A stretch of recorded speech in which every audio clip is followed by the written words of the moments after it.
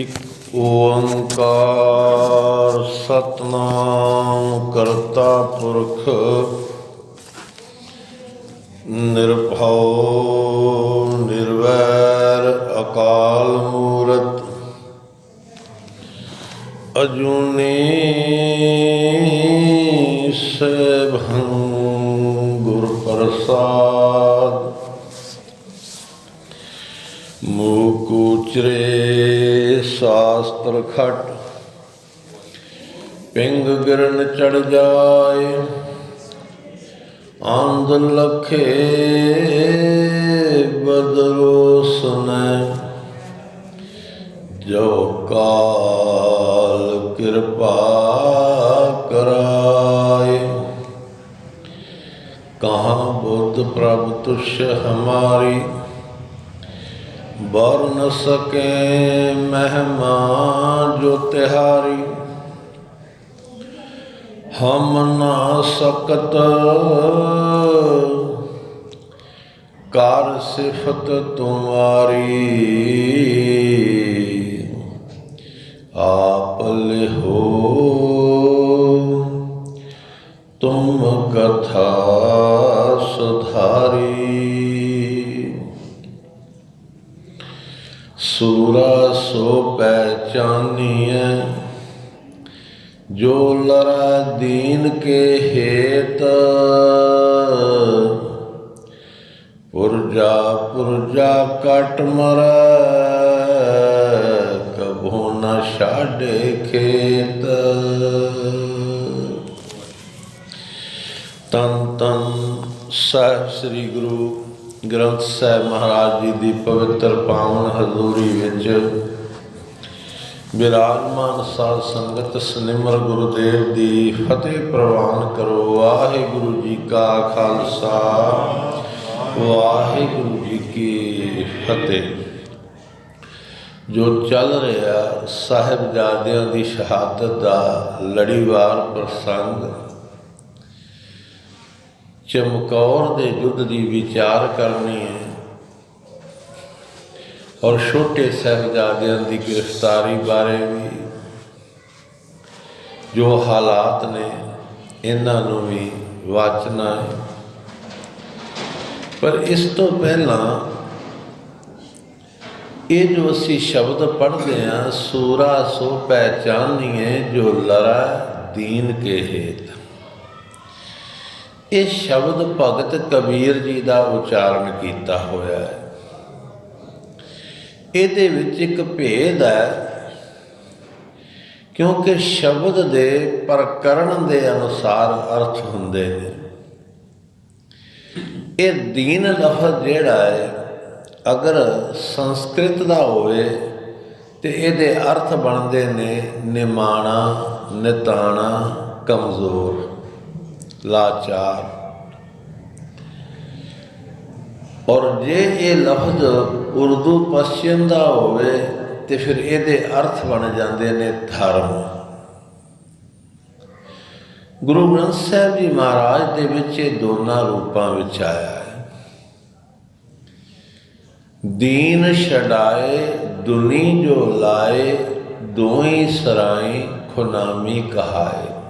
इत्थे दीन का अर्थ धर्म है। दीनन की प्रतिपाल करे नित कौन?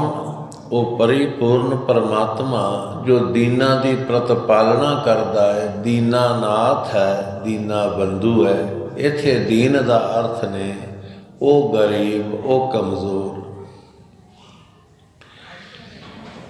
तो भगत कबीर जी ने ये जो शब्द लिखा है क्योंकि इधर भी अहंकारी दुर्योधन है, जिस तरह 22 धार दे राजिया ने अत चुकी है इसे तरह दुर्योधन ने भी अत चुकी सी। समझाण गए ने श्री कृष्ण कि इन्हों 5 जिहड़े पिंड ने वो तू दे दे, मैं इन्हों समझा देवांगा, ये गुजारा कर लैणगे। ठीक है, इन्हों को गलती हुई है, ਤੂੰ ਰਾਜ ਭਾਗ ਦਾ ਮਾਲਕ ਬਣ ਗਿਆ, ਆਖਰ ਰਾਜੇ ਨੇ, ਚਲੋ ਹਾਰ ਗਏ ਨੇ, ਤੇ ਤੂੰ ਇਹਨਾਂ ਨੂੰ 5 ਪਿੰਡ ਦੇ ਦੇ। ਪਰ ਉਹ ਅੱਗੋਂ ਕਹਿੰਦਾ ਮੈਂ ਸੂਈ ਦੇ ਨੱਕੇ ਜਿੰਨੀ ਜਗ੍ਹਾ ਨਹੀਂ ਦੇਣੀ, ਤੁਸੀਂ 5 ਪਿੰਡ ਕਹਿੰਦੇ ਹੋ। ਬਥੇਰਾ ਸਮਝਾਇਆ ਤੇ ਨਹੀਂ ਸਮਝਿਆ। ਉੱਥੋਂ ਫਿਰ ਚੱਲ ਕੇ ਕ੍ਰਿਸ਼ਨ ਮਹਾਰਾਜ ਬਿਦਰ ਦੇ ਘਰ ਵਿੱਚ ਆਉਂਦੇ ਨੇ। ਇਹ ਸ਼ਬਦ ਜਿਹੜਾ ਉਚਾਰਨ ਕੀਤਾ ਹੈ ਉਹਦੇ ਨਾਲ ਸੰਬੰਧਿਤ ਹੈ ਕਿ ਰਾਜਨ ਕੌਣ ਤੁਮਾਰੇ ਆਵੇ, ਐਸੋ ਭਾਵ ਬਿਦਰ ਕੋ ਦੇਖਿਓ, ਉਹ ਗਰੀਬ ਮੋਹਿ ਭਾਵ ਹੈ। ਸੂਰਮਾ ਉਹ ਹੈ ਜਿਹੜਾ ਕਮਜ਼ੋਰ ਦਾ ਪੱਖ ਲਵੇ, ਸੱਚ ਦਾ ਪੱਖ ਲਵੇ। ਤੋ ਸੱਚ ਦਾ ਪੱਖ ਲਿਆ ਹੈ, ਕਮਜ਼ੋਰ ਦਾ ਪੱਖ ਲਿਆ ਹੈ ਸ੍ਰੀ ਕ੍ਰਿਸ਼ਨ ਜੀ ਨੇ। ਇੱਥੇ ਦੀਨ ਦੇ ਅਰਥ ਜਿਹੜੇ ਨੇ ਉਹ ਕਮਜ਼ੋਰ ਨੇ। ਜੁਝਾਰੂ ਸ਼ਹੀਦੀ ਦੇ ਵਿੱਚ ਅਸੀਂ ਦੇਖ ਹੀ ਲਿਆ ਹੈ, ਉੱਥੇ ਤੇ ਸਰੀਰ ਦਾ ਪੁਰਜ਼ਾ ਜਿਹੜਾ ਹੋ ਜਾਂਦਾ ਹੈ। ਇਹ ਸੂਰਮਾ ਲਫ਼ਜ਼ ਜਿਹੜਾ ਹੈ ਨਾ, ਚਲੋ ਥੋੜ੍ਹਾ ਜਿਹਾ ਇਸ ਨੂੰ ਮੈਂ 1-2 ਮਿੰਟ ਦੇ ਆਪ ਜੀ ਦੀ ਨਜ਼ਰ ਰੱਖਾਂ।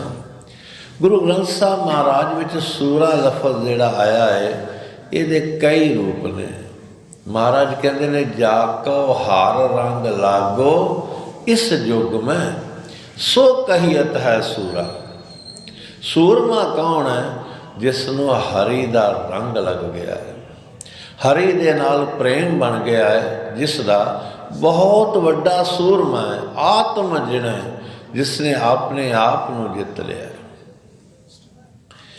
ਵਾਕਿਆ ਹੀ ਸੰਸਾਰ ਦੇ ਵਿੱਚ ਇਤਨਾ ਰਸ ਹੈ, ਇਤਨਾ ਰੰਗ ਹੈ, ਤਰ੍ਹਾਂ ਤਰ੍ਹਾਂ ਦੇ ਵਿਖੇ ਬਣ ਨੇ। ਇਹਨਾਂ ਸਾਰਿਆਂ ਤੋਂ ਉੱਚਾ ਉੱਠਣਾ ਕਿਸੇ ਸੂਰਮੇ ਦਾ ਕੰਮ ਹੈ। ਤੋ ਸੂਰਮਾ ਮਹਾਰਾਜ ਉਸ ਨੂੰ ਕਹਿੰਦੇ ਨੇ ਜੋ ਹਰੀ ਦੇ ਰੰਗ ਵਿੱਚ ਰੰਗਿਆ ਗਿਆ। ਨਾਨਕ ਸੋ ਸੂਰਾ ਵਰਿਆਮ, ਜਿਨ ਵਿੱਚੋਂ ਦੁਸ਼ਟ ਆਹੰ ਕਰਨ ਮਾਰਿਆ। ਉਹ ਵੀ ਬੜਾ ਵੱਡਾ ਸੂਰਮਾ ਹੈ ਜਿਹੜਾ ਆਪਣੇ ਵਿੱਚੋਂ ਏਡੇ ਵੱਡੇ ਅਹੰਕਾਰ ਦੁਸ਼ਟ ਨੂੰ ਮਾਰ ਲੈਂਦਾ ਹੈ, ਖਤਮ ਕਰ ਲੈਂਦਾ। ਗੁਰੂ ਗੋਬਿੰਦ ਸਿੰਘ ਜੀ ਮਹਾਰਾਜ ਜਿੱਥੇ ਤਲਵਾਰ ਦੇ ਧਨੀ ਨੇ, ਤੀਰ ਅੰਦਾਜ਼ੀ ਦੇ ਧਨੀ ਨੇ, ਉੱਥੇ ਉਹ ਕਿਤਨੇ ਬ੍ਰਹਮ ਗਿਆਨੀ ਨੇ, ਕਿਤਨਾ ਉਹਨਾਂ ਦੇ ਕੋਲ ਗਿਆਨ ਹੈ। ਇਹ ਵੀ ਉਹਨਾਂ ਦਾ ਇੱਕ ਵੱਖਰਾ ਰੂਪ ਹੈ। ਇਹ ਗੱਲ ਵੱਖਰੀ ਹੈ ਕਿ ਇਸ ਰੂਪ ਨੂੰ ਬਹੁਤ ਘੱਟ ਦੇਖਿਆ। ਉਹਨਾਂ ਦੇ ਵੀ ਕੁਝ ਸਵਾਲ ਜਵਾਬ ਨੇ। ਉਹਦੇ ਵਿੱਚ ਉਹਨਾਂ ਨੇ ਜੋ ਸੂਰਮੇ ਦੀ ਵਿਆਖਿਆ ਕੀਤੀ ਹੈ, ਬਾ ਕਮਾਲ ਕੀਤੀ ਹੈ। ਉਹਨਾਂ ਨੇ ਕੇਵਲ ਪ੍ਰਸ਼ਨ ਲਿਖੇ ਨੇ ਕਿ ਅਸੀਂ ਜਵਾਬ ਆਪੇ ਸਿੱਖ ਲੱਭ ਲੈਣਗੇ। ਜਦ ਸਮਾਧੀ 'ਚ ਜਾਣਗੇ ਨਾ, ਆਪੇ ਜਵਾਬ ਲੱਭ ਲੈਣਗੇ। ਤੋ ਪ੍ਰਸ਼ਨ ਸੀ ਕੋ ਸੂਰਾ ਸੁੰਦਰ ਕਵਨ, ਕਵਨ ਜੋਗ ਕੋ ਸਾਰ, ਕੋ ਦਾਤਾ ਗਿਆਨੀ ਕਵਨ, ਕੌਣ ਵਿਚਾਰ ਅਵਿਚਾਰ। ਸੂਰਮਾ ਕੌਣ ਹੈ ਤੇ ਫਿਰ ਸੁੰਦਰ ਕੌਣ ਹੈ? ਕੋ ਸੂਰਾ ਸੁੰਦਰ ਕਵਨ, ਕਵਨ ਜੋਗ ਕੋ ਸਾਰ। ਜੋਗ ਦਾ ਅਰਥ ਹੈ ਜੁੜਨਾ। ਜੋ ਪ੍ਰਭੂ ਦੇ ਨਾਲ ਜੁੜਿਆ ਹੈ, ਫਿਰ ਉਹਦਾ ਤੱਤ ਕੀ ਹੈ, ਅਖੀਰ ਤੇ ਕੀ ਪ੍ਰਾਪਤ ਹੁੰਦਾ ਹੈ? ਕਵਨ ਜੋਗ ਕੋ ਸਾਰ, ਕੋ ਦਾਤਾ। ਦਾਤਾ ਕੌਣ ਹੈ? ਦਾਤਾ ਕਿਸ ਨੂੰ ਕਹਿੰਦੇ ਨੇ? ਗਿਆਨੀ ਕਵਨ, ਗਿਆਨਵਾਨ ਕੌਣ ਹੈ? ਕੌਣ ਵਿਚਾਰ ਅਵਿਚਾਰ। ਤੇ ਵਿਚਾਰਵਾਨ ਕੌਣ ਹੈ ਤੇ ਬਿਨਾਂ ਵਿਚਾਰ ਤੋਂ ਕੌਣ ਹੈ? ਇਹ ਉਹਨਾਂ ਦੇ ਪ੍ਰਸ਼ਨ ਸਨ। ਕਹਿੰਦੇ ਨੇ ਉੱਤਰ ਉਹਨਾਂ ਨਹੀਂ ਲਿਖੇ ਕਿ ਆਪੇ ਸਿੱਖ ਜਦ ਸਮਾਧੀ 'ਚ ਜਾਣਗੇ ਨਾ ਤੇ ਇਹਦੇ ਜਵਾਬ ਲੱਭ ਲੈਣਗੇ। ਪੰਡਿਤ ਗਣੇਸ਼ਾ ਸਿੰਘ ਜੀ ਨੇ ਫਿਰ ਇਹਦਾ ਉੱਤਰ ਲਿਖਿਆ ਹੈ ਕਿ ਮਨ ਜੀਤੇ ਸੂਰਾ ਵਹੀ। ਸੂਰਮਾ ਉਹ ਹੈ ਜਿਹੜਾ ਮਨ ਨੂੰ ਜਿੱਤ ਲੈਂਦਾ ਹੈ। ਬਹੁਤ ਵੱਡੀ ਗੱਲ ਹੈ। ਵੱਡੇ ਵੱਡੇ ਦੇਸ਼ ਜਿੱਤ ਸਕਦਾ ਹੈ ਮਨੁੱਖ, ਪਰ ਮਨ ਨੂੰ ਜਿੱਤਣਾ ਬਹੁਤ ਔਖਾ ਹੈ। ਮਨ ਅੱਗੋਂ ਤੇ ਮਨੁੱਖ ਹਾਰਿਆ ਹੀ ਰਹਿੰਦਾ ਹੈ। मन जीते सूरा वही, सूरमा वो है जिहड़ा मन नूं जित लैंदा। सुंदर है गुणवान, ते जिहदे विच शुभ गुण ने ना, दैवी गुण ने, दया है, संतोख है, शील है, संयम है, वो गुणवान है। जब मन की थिरता भई, सार जोग एह जान। कहते ने जदों मन थिर हो जाए, टिक जाए, ये योग साधना का फल है। हवा नूं खिलारना कितना औखा है, ते बाणी च की है, मन हवा की तरह ही है। संतो मन पवनै सुख बनया, किस जोग प्राप्त गनिया। तो ये जो दास्तां है, ये जुझारू शहीदी की दास्तां है। ये वो रूहां ने ਜਿਹੜੀਆਂ रूहां ने अपने मन नूं जित्या होया है। इतना वड्डा घेरा पिया होवे ते हौसला पस्त ना होवे। असी कई दफ़ा देखते हैं, एक दफ़ा मस्कीन जी ने कथा की कि किस तरह भाई मती दास जी ने आरे दे थले अपने आप नूं दो फाड़ करा लिया, और जपजी साहब का पाठ जब तक संपूर्ण नहीं होया वो श्वास नहीं निकले। चाई चाई किस तरह भाई दयाले ने अपने आप नूं देग विचों उबाल लिया। जब इन्हों किया गया, दयालिया तेरे ते बड़ा रंग चढ़िया है सिक्खी का, वो कहता कोई शक है?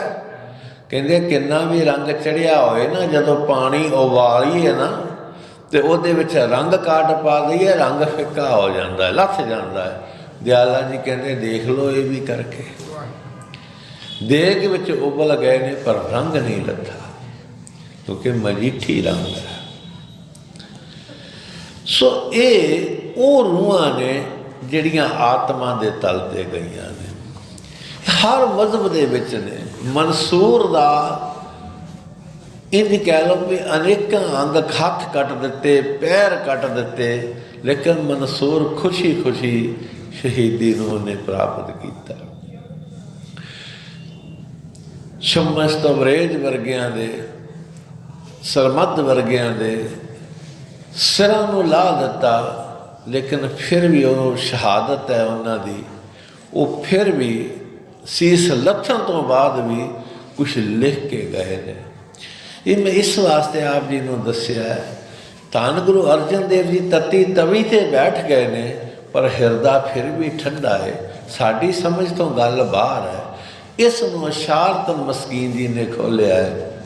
कहते जिवें नारियल पक जाता है ना, तो वह अपना संबंध खोल नालों तोड़ लैंदा है। पक्के हुए नारियल की निशानी तो यही है ना कि खोल दे विचों गिरी जिहड़ी है अलग हो गई है।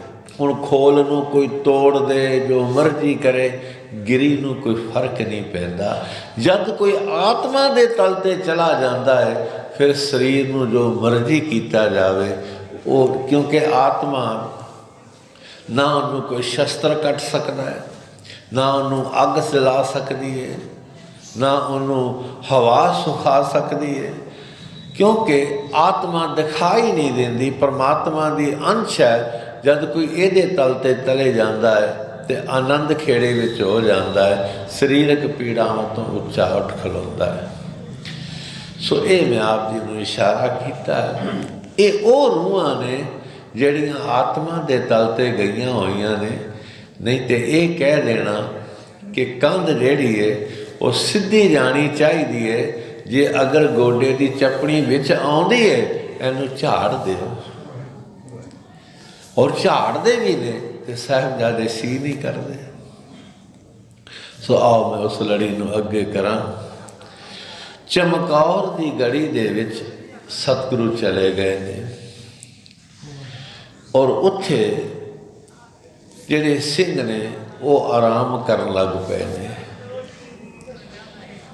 कुछ खाक पे सो गए जी पोश बिछाकर, पैरा देने लगे कई तलवार उठाकर। दो सिंह मदन सिंह ते काठा सिंह, ये दोनों तलवार लैके पैरा देन लग पे। इन्हां ने 10वें पातशाह नूं कहा सी कि सतगुरु सिंह जिहड़े ने बड़े दिनां दे बेआरामी विच ने, ते अज इन्हां नूं सारिआं नूं तुसीं सुला दिओ, सौण दिओ ते साडे ते किरपा करो। अज इन्हां दे पैरे की सेवा जिहड़ी है ना साडी झोली च पा दिओ। ये दोनों पैरा देन लग पे। कुछ खाक पे सो गए जी पोश बिछाकर, पैरा देने लगे कई तलवार उठाकर। गोविंद भी शबबास हुए खेमे में जाकर, देखा तो वो बैठे थे गर्दन को झुकाकर। बाकी ते सारे सौ गए ने, पर कलगीधर पिता नहीं सुते, बैठे हुए ने, गर्दन झुकी हुई है। पर ये अल्लाह यार खां जोगी कहते अफसोस विच नहीं झुकी है, तू ही वाहिगुरु वाहिगुरु मुख से निकलता। अपने मुखार बिंद तो ये वाहिगुरु वाहिगुरु तू ही जप रहे ने। कहते ने जब 1.5 घड़ी गुजरी जिक्र खुदा में, खेमे से बाहर आए सरकार हवा में। 1.5 घड़ी का समा लंघिया, महाराज भी जिहड़े ने अपने उपरों आसन तो थले आ गए। जब 1.5 घड़ी गुजरी जिक्र खुदा में, खेमे से बाहर आए सरकार हवा में। कदमों से टहलते थे मगर दिल था दुआ में, कहते थे ऐ खुदावंद हूँ खुश तेरी रजा में। करतार से कहते थे गोया रूबरू होकर, कल चमकौर से जाऊंगा सुरखरू होकर। जिस वेले सतगुरु जी देख रहे ने जेड़े इन्ने दिनों के सुते नहीं सन, हुण नींद ते कहते आ जाती है। सूली ते भी कहावत है, सौ गए ने पर किसी के साफे ढिले हो गए ने, किसी के केस खिलरे ने। सतगुरु जी आप जिन्हां दे साफे ढिले ने उन्हां दे सिर ते साफे बनते हैं, और जिन्हां दे केस खिलरे ने उन्हां दे केसां का जूड़ा बनाते हैं। और सारे सिखां नूं देख रहे हैं कि जिहड़े परिवार का मोह छड्ड के, जगत का मोह छड्ड के इस धर्म युद्ध दे विच मेरे नाल आए ने, कितने महान ने। जिस वेले सतगुरु जी सारियां दी सेवा कर रहे हैं, निगाह पै गई मदन सिंह जी की महाराज के ऊपर एकदम कि सतगुरु इस वेले कोल आए और कहता सतगुरु इस वेले तुसी कहन लगे चुप कर जाओ मेरे लाल जी, चुप कर जाओ, उच्ची ना बोलो। ये बड़े दिनों के थके हुए ने, इन्हां नूं अज रज के सौ लैन दिओ, कल लम्मे पैंडे दे उत्ते फिर निकलना है। और इन्हां नूं तुसी आराम कर दिओ, उच्ची ना बोलो। चुप कर गए दोनों भरा। हुण सतगुरु जी कहते हैं कि देखो तुसी मेरे कोलों ये मंग के सेवा लई है रात दे पहरे दी, पर मैं तुहाडे कोलों कदी कुछ नहीं मंगया। अज मैं तुहाडे कोलों कुछ मंगना है कि तुसी मेरे लाल मैनू ना नहीं करनी। सिंह कह लगे महाराज असी की दे सकते हैं, साडे कोल की है, अब चलते सवास ने तुहाडी अमानत है। कह लगे नहीं मेरे लाल जी, तुसी इंज करो अज तुसी भी दोनों रज के सौ जाओ। एकदम कह लगे सतगुरु पहरा, कह लगे अज पहरे की सेवा मैनू दे दे। दोनों ये चुप कर गए, कह लगे तुसी अज पहरे की सेवा मैनू दे दिओ। ਵੱਡਾ ਜਿਹਾ ਹੌਸਲਾ ਕਰਕੇ ਮਦਨ ਸਿੰਘ ਕਹਿਣ ਲੱਗਾ, ਠੀਕ ਹੈ ਸਤਿਗੁਰੂ ਜੀ, ਤੇ ਜੇ ਤੁਸੀਂ ਕਿਰਪਾ ਕਰੋ ਇਹ ਪਹਿਰੇ ਦੀ ਸੇਵਾ ਅੱਜ ਦੀ ਬਜਾਏ ਤੁਸੀਂ ਕੱਲ੍ਹ ਲੈ ਲਓ ਤੇ ਤੁਸੀਂ ਅੱਜ ਆਰਾਮ ਕਰ ਲਓ ਦਾਤਾ। ਤੇ ਮਹਾਰਾਜ ਕਹਿਣ ਲੱਗੇ, ਮਦਨ ਸਿਆ ਕੱਲ੍ਹ ਕਿਸ ਨੇ ਵੇਖਿਆ?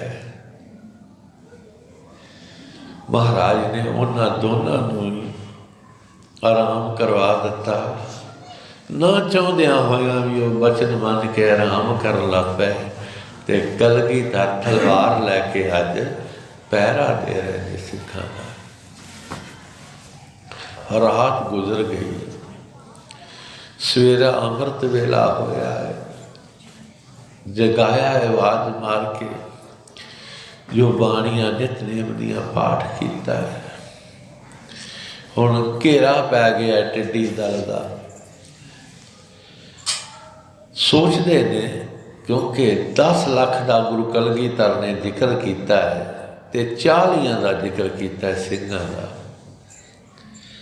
ਕਹਿੰਦੇ ਨੇ ਕਿ ਗੁਰੂ ਸਾਹਿਬਾਨ ਨੇ ਬੜੇ ਹੌਸਲੇ ਦੇ ਨਾਲ ਆਪਣੇ ਗੜੀ ਦੇ ਵਿੱਚ ਬੈਠੇ ਨੇ, ਪਰ ਇਹ ਜਿਹੜਾ ਦੁਸ਼ਮਣ ਦੀ ਫੌਜ ਹੈ ਇਹਨਾਂ ਦੇ ਵਿੱਚ ਕੁਛ ਇਸ ਤਰ੍ਹਾਂ ਦੇ ਵੀ ਉਤਾਵਲੇ ਨੇ ਕਿ ਹੈ ਕਿੰਨੇ ਕਿੰਨੇ ਗੜੀ ਦੇ ਵਿੱਚ ਆਪਾਂ ਪੌੜੀ ਲਾ ਕੇ ਵੇਖ ਲੈਂਦੇ ਹਾਂ ਤੇ ਫੜ ਲੈਂਦੇ ਇਸ ਤਰ੍ਹਾਂ ਹੀ। ਇਹਨਾਂ ਦੇ ਵਿੱਚ ਇੱਕ ਨਾਰ ਖਾਂ ਹੈ ਪਹਿਲਾ, ਇਹ ਮਲੇਰ ਕੋਟਲੇ ਦਾ ਭਰਾ ਹੈ। ਇਹ ਬੜਾ ਜਰਨੈਲ ਇੰਝ ਕਹਿ ਲਓ ਨਟ ਤੜਕ ਹੈ, ਪੌੜੀ ਲਾਉਂਦਾ ਹੈ ਤੇ ਗੜੀ ਦੇ ਉੱਪਰ ਚੜ੍ਹਨ ਦੀ ਕੋਸ਼ਿਸ਼ ਕਰਦਾ ਹੈ। ਕਲਗੀਧਰ ਉੱਪਰ ਦੇਖ ਰਹੇ ਨੇ, ਜਿਉਂ ਹੀ ਇਸ ਨੇ ਆਪਣਾ ਸਿਰ ਉੱਪਰ ਨੂੰ ਕੀਤਾ, ਸਤਿਗੁਰਾਂ ਨੂੰ ਇਹਦੀ ਖੋਪੜੀ ਨਜ਼ਰ ਆਈ। ਇੱਕ ਹੀ ਤੀਰ ਛੱਡਿਆ ਤੇ ਇਹਦੀ ਅੱਖ ਦੇ ਵਿੱਚ ਪਰੋਇਆ ਦਿੱਤਾ ਤੇਲ। ਉਹ ਤੀਰ ਇੱਕਦਮ ਥੱਲੇ ਜ਼ਮੀਨ ਤੇ ਡਿੱਗ ਪਿਆ ਤੇ ਡਿੱਗਦਿਆਂ ਸਾਰੀ ਇਹਦੀ ਮੌਤ ਹੋ ਗਈ। ਪਹਿਲਾ ਤੀਰ ਗੁਰੂ ਗੋਬਿੰਦ ਸਿੰਘ ਜੀ ਨੇ ਚਲਾਇਆ ਹੈ ਇਸ ਨਾਰਖਾਂ ਦੇ ਉੱਤੇ ਗੜੀ ਦੇ ਵਿੱਚ। ਫਿਰ ਇੱਕ ਦੂਸਰਾ ਉੱਠਿਆ ਹੈ, ਉਹਨੇ ਹਿੰਮਤ ਮਾਰੀ ਹੈ, ਉਹਨੇ ਪੌੜੀ ਤੇ ਚੜ੍ਹਨ ਦੀ ਕੋਸ਼ਿਸ਼ ਕੀਤੀ ਹੈ ਤੇ ਕਲਗੀਧਰ ਪਿਤਾ ਨੇ ਗੁਰਜ ਮਾਰਿਆ ਹੈ। ਉਹ ਇੰਨੀ ਜ਼ੋਰ ਦੇ ਨਾਲ ਉਹਦੇ ਸਿਰ 'ਚ ਗੁਰਜ ਵੱਜਾ ਹੈ, ਉਹਦੇ ਸਿਰ ਦੀ ਮਿੱਝ ਨਿਕਲ ਗਈ ਹੈ, ਉਹ ਵੀ ਡਿੱਗ ਪਿਆ ਥੱਲੇ। ਇਸ ਤੋਂ ਬਾਅਦ ਤੇ ਉਹ ਚੁਕੰਨੇ ਹੋ ਗਏ ਨੇ। ਤੀਸਰਾ ਜਿਹੜਾ ਮਹਿਮੂਦ ਹੈ ਉਹਦਾ ਤੇ ਹੌਸਲਾ ਹੀ ਨਹੀਂ ਪਿਆ ਅੱਗੇ ਜਾਣ ਦਾ। ਹੁਣ ਇਹ ਸੋਚਦੇ ਨੇ ਕਿ ਗੜੀ ਦੇ ਉੱਤੇ ਸਾਰੇ ਇਕੱਠੇ ਹੀ ਹਮਲਾ ਕਰ ਦਈਏ। ਅੰਦਰ 5 ਪਿਆਰੇ ਨੇ, 5 ਪਿਆਰਿਆਂ ਵਿੱਚੋਂ ਭਾਈ ਹਿੰਮਤ ਸਿੰਘ ਜੀ ਬਹੁਤ ਹਿੰਮਤੀ ਯੋਧੇ ਨੇ। ਕਹਿਣ ਲੱਗੇ, ਅਗਰ ਕਿਉਂਕਿ ਜਿੱਥੇ ਗੁਰੂ ਬੈਠੇ ਨੇ ਉਹ ਸਾਡਾ ਘਰ ਹੈ, ਗੁਰੂ ਦਾ ਘਰ ਹੈ, ਤੇ ਸਾਡੇ ਹੁੰਦਿਆਂ ਅਗਰ ਇਹ ਸਾਰੇ ਗੜੀ ਤੇ ਹਮਲਾ ਕਰਦੇ ਨੇ ਤੇ ਇਹ ਗੁਰੂ ਤੇ ਹਮਲਾ ਹੋਵੇਗਾ, ਤੇ ਜਦ ਤੱਕ ਸਾਡੇ ਅੰਦਰ ਸਵਾਸ ਚੱਲਦੇ ਨੇ ਅਸੀਂ ਇਹਨਾਂ ਨੂੰ ਹਮਲਾ ਨਹੀਂ ਕਰਨ ਦੇਣਾ ਗੜੀ ਦੇ ਉੱਤੇ। ਆਗਿਆ ਮੰਗਦਾ ਗੁਰੂ ਸਾਹਿਬ ਦੇ ਕੋਲੋਂ। ਭਾਈ ਹਿੰਮਤ ਸਿੰਘ ਕਹਿੰਦਾ ਹੈ ਕਿ ਸਤਿਗੁਰੂ ਕਿਰਪਾ ਕਰੋ, ਮੈਨੂੰ ਰਣ ਤੱਤੇ ਵਿੱਚ ਜੂਝਣ ਦੀ ਇਜਾਜ਼ਤ ਬਖਸ਼ੋ। ਮੈਂ ਜੂਝ ਕੇ ਸ਼ਹੀਦੀ ਪ੍ਰਾਪਤ ਕਰਨਾ ਚਾਹੁੰਦਾ ਔਰ ਦੁਸ਼ਮਣਾਂ ਨੂੰ ਮਾਰਨਾ ਚਾਹੁੰਦਾ। ਸਤਿਗੁਰੂ ਜੀ ਕਹਿੰਦੇ, ਠੀਕ ਹੈ ਹਿੰਮਤ ਸਿੰਘ, ਤੁਸੀਂ ਤੇ ਉਸ ਦਿਨ ਦਾ ਹੀ ਸੀਸ ਦੇ ਦਿੱਤਾ ਹੈ ਜਿਸ ਦਿਨ ਮੇਰੇ ਕਹਿਣ ਦੇ ਉੱਤੇ ਤੁਸੀਂ ਅੰਮ੍ਰਿਤ ਛਕਿਆ ਸੀ।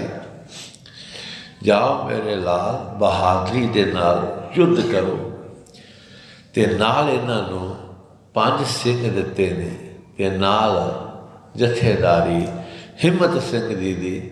ਗੜੀ ਦਾ ਦਰਵਾਜ਼ਾ ਖੁੱਲ੍ਹਿਆ ਹੈ ਤੇ ਹਿੰਮਤ ਸਿੰਘ ਜਿਹੜਾ ਹੈ ਭੁੱਖੇ ਸ਼ੇਰ ਦੀ ਤਰ੍ਹਾਂ ਦੁਸ਼ਮਣ ਦੇ ਦਲ ਦੇ ਉੱਤੇ ਟੁੱਟ ਕੇ ਪੈ ਗਿਆ।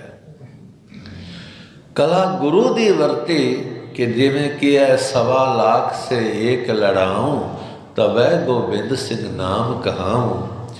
दुश्मन दे नाल जूझदा है, किसी ने उच्ची आवाज़ विच कहा कि ये 5 प्यारिਆਂ ਦੇ ਵਿੱਚੋਂ ਵੱਡਾ ਹਿੰਮਤ ਸਿੰਘ जे, ਇਹ बच के ना जाए। ਹੁਣ ਕਹਿੰਦੇ ਨੇ ਦੁਸ਼ਮਣਾਂ ਦੇ ਆਓ ਲਾਉਂਦਾ ਹੋਇਆ आखिर अपने जथे समेत शहीद हो गया। उस तो बाद दूसरी वारी आती है साहिब सिंह जी की, वो जथा लैके जाता है, वो भी दुश्मनों के नाल जूझदा है तो वो भी शहीद हो जाता है। इस तरह फिर मोहकम सिंह जिहड़े ने वो उठते हैं तो मोहकम सिंह भी युद्ध करते हैं, आखिर वो भी शहादत में प्राप्त हो जाते हैं। हुण भाई दया सिंह जी जिहड़े ने बड़े गंभीर होए ने और कलगीधर पिता जी नूं कहंदे ने, दाता कहंदे दसो दया सिंह जी, बोलिया नहीं जाता इन्हां दे कोलों। कहण लगे दाता बेनती है तुसी अपने पुत्रां नूं नाल लैके किसी तरीके इस गड़ी दे विचों निकल जाओ। ते महाराज कहण लगे दया सिंह, मैं अपने पुत्रां विच ते सिखां विच कोई फर्क नहीं समझदा, ये सब मेरे पुत्र ही ने। महाराज नूं पता है कि वो थोड़ा जिहा संसारक मोह दे विच आके जो कह रहा है, अजे ये गल ही कर रहे हैं तो साहिबजादा अजीत सिंह आ जाता है।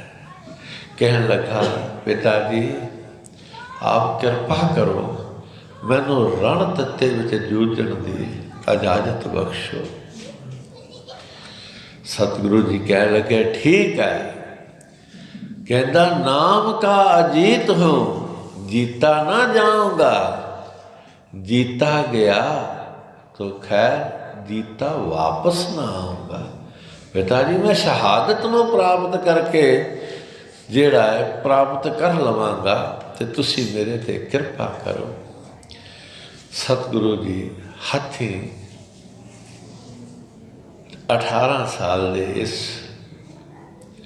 नौजवान बाबा अजीत सिंह जी नूं युद्ध दे विच भेजदे ने नाल सिंह दे के। कहते ने अजीत सिंह जब मैदान जंग विच जांदा है तो ऐसी परलो की तरह वो खेड वरतदी है, एक बार तो सारे दंग रह जाते हैं। नेजे दे नाल किन्नियां किन्नियां नूं परोई जाता है। कोई होएगा निगाह वाला किते देखिया होएगा पहले, उच्ची आवाज़ विच कहंदा है गुरु गोबिंद सिंह जी का वड्डा सुपुत्र जे, ये हुण बच के ना जाए, तगड़े हो जाओ। अजीत सिंह युद्ध कर रहा है, एक पठान दे जिन्हें संजोग पहनी हुई सी, संजोग कहते ने लोहे का बस्तर तारां वाला, इतने जोर दे नाल नेजा मारिया है कि नेजे का सारा फल जिहड़ा है ना उसकी छाती च धस गया। अगे तो वह बाहर कढ़ लैंदा सी, हुण संजोग पहनी हुई सी, लोहे का फल जिहड़ा अगे तो लंघ गया है, हुण वापस नहीं आ रहा। फिर उसकी हिम्मत देखो, उन्हां दा बल वेखो, इतने जोर दे नाल पछाण नूं खिंचदे ने, लोहे का फल तो विचे रह जाता है, खाली दस्ता जिहड़ा हाथ विच आ जाता है। फिर तलवार कढ़ लैंदे ने, तलवार दे नाल युद्ध करते हैं। कलगीधर पिता ममती ते खड़े कहते वेख रहे, खाश है कि तुझे तेग चलाते हुए देखें, अपनी आँख से तुम्हें बर्शी खाते हुए देखें। दस्ते ने जब तलवार दे नाल युद्ध कर रहा है तो इन्ने चिर नूं आए ने कोई तीर, आया है कोई भाला, तो बाबा अजीत सिंह जी के शरीर में विन दिता है। जब विन दिता है फिर सारिया ने, क्योंकि दुश्मन अनहोनी करता है, सारिया ने अपन रीझां लाइया ने। तो जद अजीत सिंह जी का शरीर धरती ते डिग्या है, कहते कलगीधर पिता ने आप जयकारा बजाया और क्या वाह पिसर खूब लड़े हो क्यों ना गोबिंद के फरजंद बड़े हो। मेरे पुत्र तू बहुत सोहना लड़े, वे लड़े भी क्यों ना, मेरा बड़ा पुत्र है। वाह पिसर खूब लड़े हो क्यों ना गोबिंद के फरजंद बड़े। बाबा अजीत सिंह जी जिहड़े ने वो भी शहादत नूं प्राप्त कर जाते हैं। हुण दया सिंह इन्ना ही महाराज नूं कहता है दाता, अगों दया सिंह का गला रुक गया।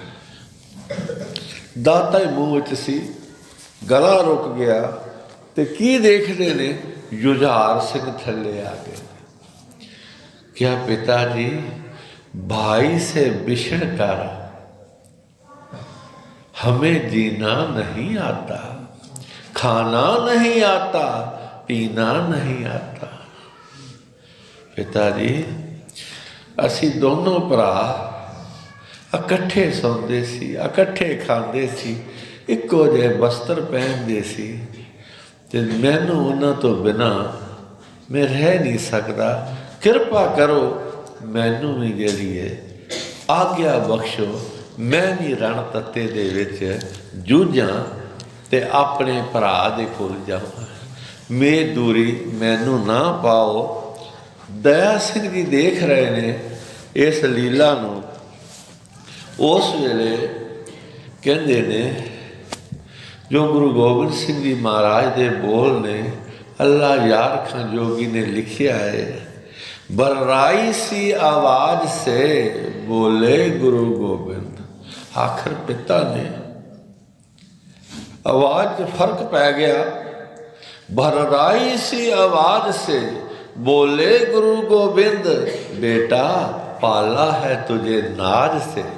बोले गुरु गोबिंद उस नन्हे से जाबाज से, बोले गुरु गोबिंद रोका नहीं आगाज से। बोले गुरु गोबिंद मेरे पुत्र तू मैदाने जंग में जूझण वास्ते आया है, मैं तेनू रोकांगा नहीं। लो आओ तन पाक से हथियार सजा दे। तू मैदाने जंग में चलिया है, आ तेरे पवित्र तन दे उत्ते मैं कुछ शस्त्र ते सजा दा। लो आओ तन पाक से हथियार सजा दे, छोटी सी कमां नन्ही सी तलवार सजा दे। छोटी जी कमान तेरे पा देने, छोटी जी तलवार तेनू दे देने। बेटा हम देते हैं खंजर, इसे शमशीर समझना, नेजों की जगह दादा का तुम तीर समझना। महाराज के लक दे नाल जिहड़ा खंजर सी ना, वो जुझार सिंह दे कमर कसे दे विच जिहड़ा सी वो खंजर जिहड़ा सी वो पा दिता। और नाल किया जितने मरे इनसे उन्हें बेपीर समझना, जख्म आए तो रोना नहीं दलगीर समझना। जब तीर कलेजे में लगे सी नहीं करना, उफ मुंह से मेरी जान कभी नहीं उचरना। मेरे पुत्र जदों तैनू तीर लगे ना, तेरे मुँह दे विचों सी दी आवाज़ ना निकले। ये उस अल्लाह यार खां दे जेड़े ना अपने मन दे बलबले ने। और फिर जब विद्या करन लगे ने, कोई अल्लाह यार खां दी भी आत्मा पता नहीं किस तरह दी है, इंज लगता कि वो विच बैठा सब कुछ कर रहा है। आ जेड़े बोल ने, लो जाओ सिधारो तुझे अल्लाह को सौंपा। जा मेरे पुत्र तेनू अल्लाह नू सौंपया। लो जाओ सिधारो तुझे अल्लाह को सौंपा, मर जाओ जा मारो तुझे अल्लाह को सौंपा। सिक्खी को उभारो, तुझे अल्लाह को सौंपा, रब को ना बिसारो, तुझे अल्लाह को सौंपा। वाहिगुरु अब जंग की हिम्मत तुम्हें बख्शे, प्यासे हो जामे शहादत तुम्हें बख्शे। तेनू प्यास है, ओ रब ओ खुदा तेनू जाम शहादत दा बख्शे। ये बोल ने गुरु गोबिंद सिंह जी जब जुझार सिंह नूं तोड़दे ने और फिर कहते ने, बेटा तुम ही हो पंथ के बेड़े के खवैया, सर भेंट करो ताकि धर्म की चले नैया। अपना सर भेंट करो, ये धर्म की जड़ी नैया है, नौका है, ये चले। हमने ही कहा था बाप को, जहाँ देव धर्म पर, अब हम कहते हैं आपको जहाँ देव धर्म पर। कहते जुझार सिंह जी जड़े ने ये भी सिंघां दा जत्था लैके गढ़ी चो बाहर निकले तो इन्होंने भी जोड़ा है युद्ध किया है। और कलगीधर पिता ने ये गल कही सी कि जुझार सिंह बस ये मेरी खास जरूर पूरी करनी है। मैं इच्छा है मेरी कि जो तेनों बरशी वजे ना वो मैं देखनी चाहना। जुझार सिंह ने युद्ध किया है, गुरु साहब की कला वरती और जब देखिया सब ने भी एक छोटा है उम्र दे विच, ये तो गुरु साहब का छोटा साहिबजादा है। तो उस वेले कहते कोई इस तरह का युद्ध करदियां करदियां एक तीर आया, मानो गुलाब की पत्ती दे विच किसी ने कंडा खोल दिता हो। वो तीर जुझार सिंह के हिरदे दे विच वजा। बस फिर की सी, फिर किसी ने भाला किसी ने बरछा, सारिया ने गुस्सा अपना कढ़िया। तो जदों जुझार सिंह कहते ने धरती के उपर शरीर डिगन लगा है, तो पिता जी वाले पासे उन्हें मुँह कर लिया और फिर धरती ते डिग पिया। तो गुरु साहब जी ने कहा सी, पराई आमान क्यों रखिए, दित्ती ही सुख होए। ये जिस वेले शहीद हो जाते ने, उस तो बाद इंज कह लो कि शाम का समा हो जाता है। हुण गढ़ी का बूहा बंद है। भाई दया सिंह, भाई धर्म सिंह ते मान सिंह, संगत सिंह, संत सिंह, इस तरह कुछ के सिंह जेड़े ने रह गए हैं। हुण कलगीधर जी ने कह दिता है, हुण असी आप सवेरे जेड़ी है शहादत का जाम पीहांगे। कंब गया हिरदा दया सिंह होरां दा कि जो सतगुरां ने कह दिता है अटल है, कौन रोक सकता है। चिंता दे विच ने बेनतियां कर रहे मन दे विच आखिर का राह नज़र आया। राह की नज़र आया, अपने साथियों नाल सलाह की कि सतगुरु जी ने 5 प्यारिਆਂ ਨੂੰ गुरता गड्डी बख्शिश की है, जो असी सुनते हैं। तो जे सतगुरां जी नूं ਉਹ नहीं चाहते सन कि इहो ਜਿਹੇ समय ਦੇ ਵਿੱਚ कोई इस तरह का हुक्म किया जाए, पर क्योंकि सतगुरां की हिफाजत जान की बहुत जरूरी सी, सलाह करके, क्योंकि भाई दया सिंह जी का बहुत सत्कार करते सन सतगुरु। कहन लगे दया सिंह जी जाके, सतगुरु दसो दया सिंह जी, महाराज आप जी ने गुरता गद्दी 5 नूं बख्शी है ना। तो महाराज जी कह लगे हाँ 5 नूं बख्शी है, पंथ खालसे नूं बख्शी है, असी तो कौन तुहाडे वर्गे सिख हाँ। कहते ठीक है महाराज, फिर जो पंथ फैसला करे, कहते बिल्कुल। ਤੇ ਕਹਿੰਦੇ ਨੇ ਪੰਜੇ ਸਿੰਘ ਇਕੱਠੇ ਹੋ ਕੇ ਫਿਰ ਮਹਾਰਾਜ ਨੂੰ ਕਹਿਣ ਲੱਗੇ ਨੇ। ਫਿਰ ਮਹਾਰਾਜ ਜਰਾ ਸਨਮੁਖ ਹੋ। ਸਤਿਗੁਰੂ ਜੀ ਉੱਠ ਕੇ ਖਲੋਂਦੇ ਨੇ ਔਰ ਇਹ ਪੰਜਾਂ ਦੇ ਵਿੱਚੋਂ ਫਿਰ ਹੁਕਮ ਆਉਂਦਾ ਹੈ ਕਿ ਪੰਥ ਖਾਲਸਾ ਹੁਕਮ ਦਿੰਦਾ ਹੈ। ਗੁਰੂ ਗੋਬਿੰਦ ਸਿੰਘ ਜੀ ਦੀ ਅਜੇ ਪੰਥ ਨੂੰ ਬਹੁਤ ਲੋੜ ਹੈ, ਬਹੁਤ ਲੋੜ ਹੈ। ਤੇ ਗੁਰੂ ਗੋਬਿੰਦ ਸਿੰਘ ਜੀ ਗੜੀ ਦੇ ਵਿੱਚੋਂ ਬਾਹਰ ਚਲੇ ਜਾਣ। ਪੰਥ ਖਾਲਸਾ ਹੁਕਮ ਦਿੰਦਾ ਹੈ, ਬੇਨਤੀ ਨਹੀਂ। ਸਤਿਗੁਰੂ ਜੀ ਦੇ ਹੱਥ ਜੁੜ ਗਏ, ਹੱਥ ਜੁੜ ਗਏ। ਕਿਹਾ 7 ਬਚਨ ਇੱਕਦਮ ਸਤਿਗੁਰੂ ਜੀ ਦੇ ਚਰਨਾਂ ਤੇ ਆ ਕੇ ਸਾਰੇ ਪੈ ਗਏ। ਸਤਿਗੁਰੂ ਜੇ ਤੁਸੀਂ ਰਹੇ ਤੇ ਸਾਡੇ ਵਰਗੇ ਲੱਖਾਂ ਬਣਾ ਲਓਗੇ ਤੇ ਅਸੀਂ ਭਾਵੇਂ ਲੱਖਾਂ ਕਰੋੜਾਂ ਹੋ ਜਾਈਏ ਤੁਹਾਡੇ ਵਰਗਾ ਇੱਕ ਵੀ ਨਹੀਂ ਬਣ। ਬੇਨਤੀ।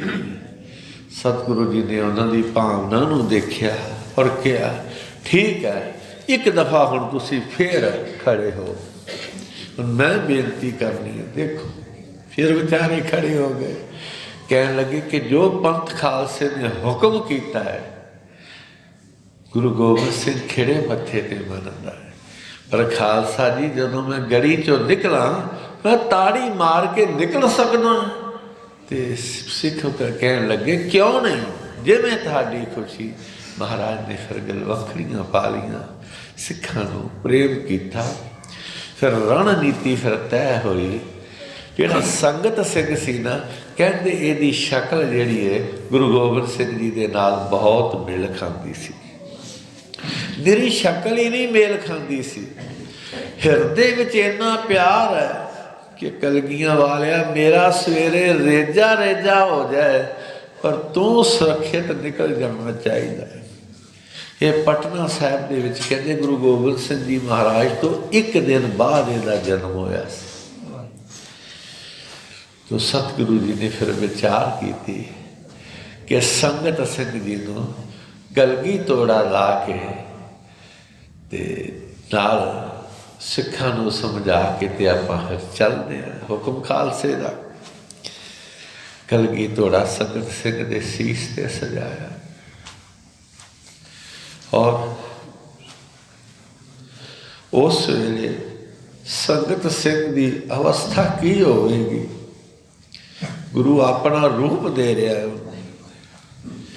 ਔਰ ਫਿਰ ਮਹਾਰਾਜ ਸਿੱਖਾਂ ਨੂੰ ਕਹਿੰਦੇ ਨੇ, ਸਿੰਘਾਂ ਨੂੰ ਦੇਖੋ ਅਸੀਂ ਹੁਣ ਨਿਕਲਣਾ ਹੈ। ਇਹ ਜਿਹੜਾ ਤਾਰਾ ਹੈ ਨਾ, ਤੁਸੀਂ ਤਾਰੇ ਦੀ ਸੇਧ ਦੇ ਉੱਤੇ ਨਾ ਆ ਜਾਣਾ ਹੈ, ਸਾਡਾ ਮਿਲਾਪ ਹੋ ਜਾਏਗਾ। ਤੇ ਰਣਨੀਤੀ ਕੀ ਹੈ ਕਿ ਇੱਥੇ ਹੁਣ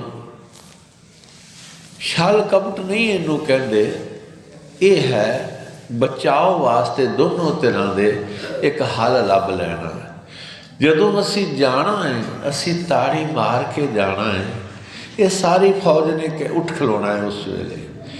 ਤੇ ਜਦੋਂ ਅਸੀਂ ਇੱਥੋਂ ਤਾੜੀ ਮਾਰਨੀ ਹੈ ਕਿ ਮੈਂ ਚੱਲਿਆ, ਇਹਨਾਂ ਆਵਾਜ਼ ਦੀ ਤਰਫ ਆਉਣਾ ਹੈ ਤੇ ਤੁਸੀਂ ਦਇਆ ਸਿੰਘ ਦੀ ਦੂਸਰੀ ਤਰਫੋਂ ਤਾੜੀ ਮਾਰ ਦੇਣਾ, ਦੂਸਰੀ ਤਰਫੋਂ ਕਹਿ ਦੇਣਾ ਹੈ ਕਿ ਚੱਲਿਆ ਹਿੰਦ ਦਾ ਪੀਰ। ਇਹ ਉਧਰ ਦੀ ਤਰਫ ਜਾਣਗੇ ਤੇ ਕਿਹਾ ਮਾਨ ਸਿੰਘ ਜੀ ਤੁਸੀਂ ਤੀਸਰੀ ਤਰਫੋਂ ਕਹਿ ਦੇਣਾ ਹੈ ਮੈਂ ਇੱਧਰ ਨੂੰ ਚਲੇ ਜਾਵਾਂਗਾ। ਉਸ ਤੋਂ ਬਾਅਦ ਦਇਆ ਸਿੰਘ ਜੀ ਤੁਸੀਂ ਵੀ ਆ ਜਾਣਾ, ਮਾਨ ਸਿੰਘ ਜੀ ਤੁਸੀਂ ਵੀ ਆ ਜਾਣਾ।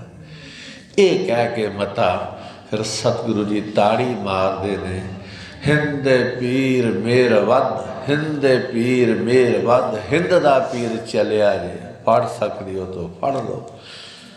ਜਿਸ ਵੇਲੇ ਉੱਚੀ ਆਵਾਜ਼ ਵਿੱਚ ਕਿਹਾ, ਮਸ਼ਾਲ ਜੀ ਨੇ ਉੱਚੀ ਮਸ਼ਾਲ ਨੂੰ ਕੀਤਾ, ਸਤਿਗੁਰੂ ਜੀ ਨੇ ਇੱਕ ਤੀਰ ਮਾਰਿਆ ਤੇ ਮਸ਼ਾਲ ਜਿਹੜੀ ਸੀ ਉਹ ਥੱਲੇ ਸੁੱਟ ਦਿੱਤੀ। ਰੌਲਾ ਪੈ ਗਿਆ, ਫੌਜ ਉੱਧਰ ਨੂੰ ਆਉਣ ਲੱਗੀ ਤੇ ਦਇਆ ਸਿੰਘ ਨੇ ਦੂਸਰੀ ਤਰਫੋਂ ਕਹਿਤਾ। ਉਹਨਾਂ ਕਿਹਾ ਆਵਾਜ਼ ਇੱਧਰੋਂ ਆਉਂਦੀ ਹੈ। ਉਹ ਹਨੇਰੇ ਵਿੱਚ ਉੱਧਰ ਨੂੰ ਚਲੇ ਗਏ, ਦਇਆ ਸਿੰਘ ਵੀ ਨਿਕਲ ਗਏ ਤੇ ਤੀਸਰੀ ਦੜੀ ਸੀ ਉਹ ਮਾਨ ਸਿੰਘ ਜੀ ਨੇ ਕਹਿ ਦਿੱਤਾ। ਇੰਝ ਸਤਿਗੁਰੂ ਜੀ ਸਭ ਤੋਂ ਪਹਿਲਾਂ ਚੱਲ ਪਏ ਨੇ ਤੇ ਪਿੱਛੇ ਪਿੱਛੇ ਬਾਅਦ ਦੇ ਵਿੱਚ ਦਇਆ ਸਿੰਘ ਤੇ ਆਪਣਾ ਧਰਮ ਸਿੰਘ ਤੇ ਮਾਨ ਸਿੰਘ ਇਹ ਤਿੰਨੇ ਚੱਲ ਪੈਂਦੇ ਨੇ। ਇੱਥੋਂ ਚਮਕੌਰ ਸਾਹਿਬ ਤੋਂ ਮਾਛੀਵਾੜਾ ਕਹਿੰਦੇ ਨੇ 24-25 ਕਿਲੋਮੀਟਰ ਦਾ ਸਫ਼ਰ ਹੈ। ਹੁਣ ਨਿੱਕਾ ਨਿੱਕਾ ਇਸ ਤਰ੍ਹਾਂ ਮੀਂਹ ਪੈਂਦਾ ਹੈ, ਧੁੰਦ ਹੈ, ਅੰਧੇਰਾ ਹੈ, ਕੋਈ ਸੜਕ ਨਹੀਂ, ਝਾੜੀਆਂ ਥਾਣੀ। ਉਹ ਜਿਹੜਾ ਸਫ਼ਰ ਗੁਰੂ ਨੇ ਤੈਅ ਕੀਤਾ ਹੈ, ਕੌਣ ਕਰ ਸਕਦਾ ਹੈ? ਫਿਰ ਜਾ ਕੇ ਮਾਛੀਵਾੜੇ ਦੇ ਜੰਗਲ ਦੇ ਵਿੱਚ ਜੰਡ ਦੇ ਥੱਲੇ ਸਤਿਗੁਰੂ ਜੀ ਢਿੱਡ ਦਾ ਸਿਰਹਾਣਾ ਲਾ ਕੇ ਉੱਥੇ ਉਹ ਬੈਠਦੇ ਨੇ, ਆਰਾਮ ਕਰਦੇ ਨੇ। ਪਰ ਆਰਾਮ ਕਰਨ ਤੋਂ ਪਹਿਲਾਂ ਇੱਕ ਸ਼ਬਦ ਉਚਾਰਦੇ ਨੇ। ਉਹ ਸ਼ਬਦ ਪ੍ਰਚਲਿਤ ਹੈ, ਮਿੱਤਰ ਪਿਆਰੇ ਨੂੰ ਹਾਲ ਮੁਰੀਦਾਂ ਦਾ ਕਹਿਣਾ, ਤੁਧ ਬਿਨ ਰੋਗ ਰਜਾਈਆਂ ਦਾ ਉੱਡਣ, ਨਾਗ ਨਿਵਾਸਾਂ ਦੇ ਰਹਿਣਾ। ਦੇਖੋ ਇਹ ਇੱਕ ਅਵਸਥਾ ਹੈ ਰਜਾ ਵਿੱਚ ਰਾਜੀ ਰਹਿਣ ਦੀ, ਪਰਮਾਤਮਾ ਦੇ ਹੁਕਮ ਦੇ ਵਿੱਚ। ਚਲੋ ਗੁਰੂ ਅਰਜਨ ਦੇਵ ਜੀ ਦਾ ਇੱਕ ਮੈਂ ਆਪ ਬੋਲ ਤੁਹਾਡੇ ਸਾਹਮਣੇ ਰੱਖਦਾ। ਜਦੋਂ ਬਾਬਾ ਪ੍ਰਿਥੀਆ ਦੀ ਅੰਨ ਤਨ ਲੁੱਟ ਕੇ ਲੈ ਗਏ, ਕਹਿੰਦੇ ਦੂਸਰਾ ਦਿਨ ਹੋ ਗਿਆ ਕਿ ਸਤਿਗੁਰਾਂ ਨੂੰ ਪ੍ਰਸ਼ਾਦਾ ਨਹੀਂ ਮਿਲਿਆ। ਮਾਤਾ ਗੰਗਾ ਦੀ ਚਿੰਤਾਤੁਰ ਹੋਏ ਤੇ ਸੋਚਦੇ ਨੇ ਹੁਣ ਕੀ ਕਰੀਏ, ਸਤਿਗੁਰਾਂ ਦੇ ਛਕਣ ਨੂੰ ਕੁਛ ਨਹੀਂ। ਬੀਬੀਆਂ ਨੂੰ ਥੋੜ੍ਹਾ ਬਹੁਤਾ ਹੁੰਦਾ ਸਮਾਨ ਇੱਧਰ ਉੱਧਰ ਰੱਖਿਆ ਹੋਏ, ਯਾਦ ਆ ਗਈ ਕਿ ਥੋੜ੍ਹਾ ਜਿਹਾ ਵੇਸਣ ਪਿਆ ਸੀ। ਮਾਤਾ ਜੀ ਨੇ ਇੱਕਦਮ ਉਹ ਵੇਸਣ ਜਿਹੜਾ ਸੀ ਉਹ ਦੇਖਿਆ, ਉਹ ਪਿਆ ਸੀ ਕਿਸੇ ਬਰਤਨ 'ਚ। ਉਹਨੂੰ ਗੁੰਨਿਆ, 2 ਪ੍ਰਸ਼ਾਦੇ ਤਿਆਰ ਕੀਤੇ ਤੇ ਬਰਤਨ ਨਹੀਂ ਕੋਈ। ਉਸੇ ਨੂੰ ਮਿੱਟੀ ਦੇ ਬਰਤਨ ਨੂੰ ਤੋੜਿਆ ਤੇ 2 ਪ੍ਰਸ਼ਾਦੇ ਜਿਹੜੇ ਤਿਆਰ ਕੀਤੇ ਸਨ, ਜਦੋਂ ਗੁਰੂ ਅਰਜਨ ਦੇਵ ਜੀ ਦੇ ਅੱਗੇ ਰੱਖੇ ਨਾ, ਮਾਤਾ ਜੀ ਦੀ ਉੱਚੀ ਚੀਕ ਨਿਕਲ ਗਈ ਵੀ ਇਹ ਇਸ ਤਰ੍ਹਾਂ ਦੇ ਭੋਜਨ ਛਕਣ ਵਾਲੇ। ਤੇ ਗੁਰੂ ਅਰਜਨ ਦੇਵ ਜੀ ਦੇ ਨੇਤਰ ਖੁੱਲ੍ਹੇ ਤੇ ਉਹਨਾਂ ਨੇ ਸ਼ਬਦ ਉਚਾਰਿਆ, ਕਹਿੰਦੇ ਨੇ ਰੂਖੋ ਭੋਜਨ ਭੂਮ ਸੈਨ ਸਖੀ ਪ੍ਰਿਆ ਸੰਗ ਸੂਖ ਵਿਹਾਰ। ਕੀ ਹੋਇਆ ਜੇ ਰੁੱਖਾ ਭੋਜਨ ਮਿਲ ਗਿਆ ਹੈ, ਜ਼ਮੀਨ 'ਤੇ ਸੋਹਣਾ ਮਿਲ ਗਿਆ ਹੈ, ਇਹ ਪਿਆਰਾ ਜਦ ਤੱਕ ਮੇਰੇ ਨਾਲ ਹੈ ਨਾ, ਮੇਰਾ ਪਿਆਰਾ, ਤਦ ਤੱਕ ਇਹ ਰੁੱਖੇ ਸੁੱਖੇ ਭੋਜਨ ਵਿੱਚ ਵੀ ਉਹਨੇ ਆਨੰਦ ਬਣਾ ਦਿੱਤਾ ਹੈ। ਜ਼ਮੀਨ 'ਤੇ ਵਿਛਾਉਣੇ ਵਿੱਚ ਵੀ ਮਹਾਨ ਰਸ ਹੈ। ਤੇ ਜੇ ਪਿਆਰੇ ਦੀ ਅੰਦਰ ਯਾਦ ਨਹੀਂ ਹੈ ਨਾ, ਤੇ ਫਿਰ ਕਿੰਨੇ ਵੀ ਸੁੱਖ ਹੋਣ, ਉਹ ਕੋਈ ਸੁੱਖ ਨਹੀਂ ਹੁੰਦਾ, ਦੁੱਖ ਹੀ ਦੁੱਖ ਹੁੰਦਾ। ਲੱਗਦਾ ਹੈ ਉਹ ਸੁੱਖ ਨੇ, ਸੁੱਖ ਨਹੀਂ। ਤੇਰੀ ਯਾਦ ਤੋਂ ਬਿਨਾਂ ਸਤਿਗੁਰੂ ਜੀ ਕਹਿੰਦੇ ਨੇ ਰਜਾਈਆਂ ਦਾ ਓਢਣਾ ਇੰਝ ਹੈ ਜਿਵੇਂ ਕਿਸੇ ਮਰੀਜ਼ ਦੇ ਉੱਤੇ, ਰੋਗੀ ਦੇ ਉੱਤੇ ਰਜਾਈਆਂ ਓਢੀਆਂ ਹੋਣ। ਉਹ ਥੱਲੇ ਬਹੁਤ ਖੁਸ਼ ਹੁੰਦਾ ਹੈ। ਕਿੰਨਾ ਵਧੀਆ ਹੌਸਪੀਟਲ 'ਚ ਕਮਰਾ ਹੁੰਦਾ ਹੈ, ਬਾਰ-ਬਾਰ ਨਰਸਾਂ ਆਉਂਦੀਆਂ ਨੇ, ਰਿਸ਼ਤੇਦਾਰ ਵੀ ਜਿਹੜਾ ਕਦੀ ਨਹੀਂ ਆਇਆ ਉਹ ਵੀ ਜਾਂਦਾ ਖਬਰ ਲੈ। ਉਹ ਥੱਲੇ ਖੁਸ਼ੀ ਕਿਤੇ, ਉਹ ਕਹਿੰਦਾ ਮੈਨੂੰ ਇੱਥੋਂ ਬਾਹਰ ਕੱਢੋ। ਤੇਰੀ ਯਾਦ ਤੋਂ ਬਿਨਾਂ ਰਜਾਈਆਂ ਦਾ ਓਢਣਾ ਜਿਹੜਾ ਹੈ ਨਾ, ਇਹ ਇੰਝ ਜਿਵੇਂ ਰੋਗੀ ਦੇ ਤਨ ਉੱਤੇ ਨੇ, ਕੋਈ ਸੁੱਖ ਨਹੀਂ। ਵੱਡੇ ਵੱਡੇ ਨਿਵਾਸਾਂ ਦੇ ਵਿੱਚ ਰਹਿਣਾ, ਮਹੱਲਾਂ ਦੇ ਵਿੱਚ ਰਹਿਣਾ, ਪਾਪ ਕਰਨੇ ਤੇ ਪਾਪ ਡਰਾਉਂਦੇ ਰਹਿੰਦੇ ਨੇ, ਤੇ ਜਿਵੇਂ ਸੱਪ ਖੁੱਡ ਦੇ ਵਿੱਚ ਬੈਠਾ ਵੀ ਡਰਦਾ ਰਹਿੰਦਾ ਹੈ, ਇਹ ਹਾਲਤ ਹੈ। ਨਾਗ ਨਿਵਾਸਾਂ ਦੇ ਰਹਿਣਾ, ਸੂਲ ਸੁਰਾਹੀ ਖੰਜਰ ਪਿਆਲਾ, ਬਿੰਦ ਕਸਾਈਆਂ ਦਾ ਸਹਿਣਾ। ਤੇ ਤੇਰੀ ਯਾਦ ਅੰਦਰ ਨਾ ਹੋਵੇ ਤੇ ਭਾਵੇਂ ਸੁਰਾਹੀ ਤੋਂ ਸ਼ਰਬਤ ਤੇ ਭਾਵੇਂ ਸੁਰਾਹੀ ਤੋਂ ਸ਼ਰਾਬ, ਇਹ ਸਭ ਦੁੱਖਦਾਈ ਹੈ। ਖਸਮ ਵਿਸਾਰ ਕਰੇ ਰਸ ਭੋਗ, ਤਾਂ ਤਨ ਉੱਠ ਖਲੋਏ ਰੋਗ। ਪਰਮੇਸ਼ਰ ਤੇ ਭੁੱਲਿਆ ਵਿਆਪਨ ਸਭੇ ਰੋਗ। ਖੈਰ ਮਹਾਰਾਜ ਕਹਿੰਦੇ ਬਿੰਗ ਕਸਾਈਆਂ ਦਾ ਸਹਿਣਾ, ਜਿਵੇਂ ਕਸਾਈ ਬੱਕਰੇ ਨੂੰ ਬੜਾ ਦੁੱਖ ਦਿੰਦਾ ਹੈ। ਉੱਥੇ ਜ਼ਬਾਨ ਕਹਿਣ ਨੂੰ ਦਿਲ ਨਹੀਂ ਕਰਦਾ। ਬੜੇ ਅਰਥ ਕੀਤੇ ਨੇ ਇਸ ਸ਼ਬਦ ਦੇ। ਇੱਕ ਇਹ ਵੀ ਅਰਥ ਕੀਤਾ ਕਿ ਜਦੋਂ ਉਹਨੂੰ ਕਰਦੇ ਨੇ ਨਾ ਜਿਬਾਹ, ਤੇ ਉਹਦੀ ਜ਼ਬਾਨ ਨੂੰ ਰੱਸੀ ਬੰਨ੍ਹ ਲੈਂਦੇ ਨੇ, ਤੇ ਰੱਸੀ ਨਾਲ ਜ਼ਬਾਨ ਇੰਝ ਬਾਹਰ ਖਿੱਚ ਲੈਂਦੇ ਨੇ। ਇੱਕ ਜਾਣਾ ਸ਼ਰੀਫ ਫੇਰੀ ਜਾਂਦਾ ਹੈ, ਬਿਸਮਿल्लाह अल रहमान रहीम, ਤੇ ਉਹ ਬੋਲ ਵੀ ਨਹੀਂ ਸਕਦਾ। ਇੰਨਾ ਭਿਆਨਕ ਦੁੱਖ ਹੈ। ਯਾਰੜੇ ਦਾ ਸਾਨੂੰ ਸੱਥਰ ਚੰਗਾ, ਭੱਠ ਖੇੜਿਆਂ ਦਾ ਰਹਿਣਾ। ਯਾਰੜੇ ਦੀ ਅੰਦਰ ਯਾਦ ਹੈ, ਇਹ ਸੱਥਰ ਜਿਹੜਾ ਵਿਛਾਉਣਾ ਹੈ ਨਾ, ਇਹ ਵੀ ਠੀਕ ਹੈ। ਫਿਰ ਯਾਦ ਆ ਗਈ, ਮੈਨੂੰ ਸੱਥਰ ਦੇ ਅਰਥ ਨਹੀਂ ਸੀ ਪਤਾ ਕਿ ਸੱਥਰ ਕਿਹਨੂੰ ਕਹਿੰਦੇ ਨੇ। ਮੇਰਾ ਬਜ਼ੁਰਗ ਜਦ ਦਾਦਾ ਪੂਰਾ ਹੋਇਆ ਤੇ ਮੇਰੀ ਦਾਦੀ ਨੇ ਇੱਕ ਤੱਪੜ ਚੁੱਕਿਆ ਤੇ ਚੱਲੇ। ਮੈਂ ਕਿਹਾ ਵੀ ਇਹ ਕੀ ਕਰਨਾ? ਕਹਿੰਦੀ ਸੱਥਰ ਨਹੀਂ ਵਿਛਾਉਣਾ ਥੱਲੇ। ਫਿਰ ਮੈਨੂੰ ਪਤਾ ਲੱਗਾ ਇਹਨੂੰ ਸੱਥਰ ਕਹਿੰਦੇ। ਯਾਰੜੇ ਦੀ ਯਾਦ ਦੇ ਵਿੱਚ ਖਾਲੀ ਤਬੜੀ ਤੇ ਵੀ ਪਏ ਆ, ਤੇ ਜੇ ਤੇ ਉਹਦੀ ਯਾਦ ਹੈ ਤੇ ਆਨੰਦ ਹੈ, ਤੇ ਜੇ ਉਹਦੀ ਯਾਦ ਨਹੀਂ ਹੈ ਤੇ ਫਿਰ ਕੁਛ ਵੀ ਨਹੀਂ ਹੈ। ਉਹਦੀ ਯਾਦ ਵਿੱਚ ਭੁੰਜੇ ਵਿਛਾਉਣਾ ਵੀ ਠੀਕ ਹੈ। ਭੱਠ ਖੇੜਿਆਂ ਦਾ ਰਹਿਣਾ, ਖੁਸ਼ੀਆਂ ਖੇੜਿਆਂ ਵਿੱਚ ਰਹਿਣਾ ਤਪਦੇ ਭੱਠ ਦੇ ਸਮਾਨ ਹੈ ਜੇ ਰੱਬ ਦੀ ਅੰਦਰ ਯਾਦ ਨਹੀਂ ਹੈ। ਤੋ ਇਸ ਤਰ੍ਹਾਂ ਸਤਿਗੁਰੂ ਜੀ ਉਸ ਜੰਡ ਦੇ ਥੱਲੇ ਆਰਾਮ ਕਰਦੇ ਨੇ, ਔਰ ਚਮਕੌਰ ਦੇ ਵਿੱਚੋਂ ਫਿਰ ਇਹ ਜਿਹੜੇ ਸਿੰਘ ਜਾਂਦੇ ਨੇ, ਇਹ ਸਤਿਗੁਰਾਂ ਜੀ ਦੇ ਨਾਲ ਮਿਲਾਪ ਹੋ ਜਾਏਗਾ। ਔਰ ਕੱਲ੍ਹ ਨੂੰ ਛੋਟੇ ਸਾਹਿਬਜ਼ਾਦਿਆਂ ਦੀ ਸ਼ਹੀਦੀ ਜਿਹੜੀ ਹੈ ਉਹ ਆਪ ਜੀ ਦੇ ਸਾਹਮਣੇ ਰੱਖਾਂਗਾ। 2 ਮਿੰਟ ਮੇਰਾ ਮਨ ਹੈ, ਇੱਕ ਸਤਿਗੁਰੂ ਨੇ ਮੈਨੂੰ ਦਾਤ ਬਚਪਨੇ 'ਚ ਦਿੱਤੀ ਸੀ ਗਾਉਣ ਦੀ, ਅਤੇ ਜੇ ਮੇਰੀ ਹਾਜ਼ਰੀ ਲੱਗ ਜਾਏ ਤਾਂ ਛੋਟੀ ਜਿਹੀ ਕਵਿਤਾ ਗੁਰੂ ਕਲਗੀਧਰ ਪਿਤਾ ਦੇ ਸੰਬੰਧ ਵਿੱਚ ਮੈਂ 4 ਲਾਈਨਾਂ ਆਪ ਜੀ ਦੀ ਨਜ਼ਰ ਰੱਖਣਾ। ਕਲਗੀਆਂ ਵਾਲਾ ਦਾਤਾ ਘਰ ਉਪਕਾਰ ਗਿਆ, ਬਾਜਾਂ ਵਾਲਾ ਸਤਿਗੁਰ ਘਰ ਉਪਕਾਰ ਗਿਆ। 4 ਜਿਗਰ ਦੇ ਟੋਟੇ ਦੇਸ਼ ਤੋਂ ਵਾਰ ਗਿਆ, ਕੌਮ ਤੋਂ ਵਾਰ ਗਿਆ। ਕਲਗੀਆਂ ਵਾਲਾ ਦਾਤਾ ਪਿਤਾ ਸ਼ਹੀਦ ਕਰਾਇਆ, ਨੈਣੀ ਹੰਝੂ ਵਾਹਿਆ ਨਾ, ਗੁਰਾਂ ਨੇ ਹੰਝੂ ਵਾਹਿਆ ਨਾ। ਤੋਰਿਆ ਪੁੱਤਰ ਪਿਆਸਾ, ਪਾਣੀ ਘੁੱਟ ਪਿਲਾਇਆ ਨਾ, ਗੁਰਾਂ ਨੇ ਘੁੱਟ ਪਿਲਾਇਆ ਨਾ। ਕਿਹੜਾ ਕਸ਼ਟ ਸਹਾਰੇ ਜੋ ਗੁਰੂ ਸਹਾਰ ਗਿਆ, ਕਿਹੜਾ ਕਸ਼ਟ ਸਹਾਰੇ ਜੋ ਗੁਰੂ ਸਹਾਰ ਗਿਆ।